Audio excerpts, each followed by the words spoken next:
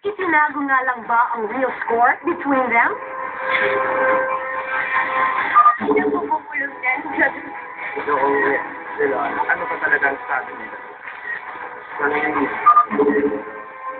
Hindi mag-alala, dadating tayo dyan. Positive eh. Kung nangyari na yun, eh di, podcast natin yun. Malayo pa kasi. Ayoko mo na-isipan kasi sabihin nila parang inaapura yung ko talaga. So ngayon, sabi ko na basta kilala ko talaga si Bibi and super comfortable ako pagkasama ko sa hindi naman yung buting.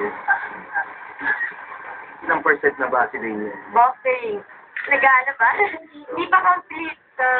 Complete na. Hindi ko alam. Walang percentage sa akin eh.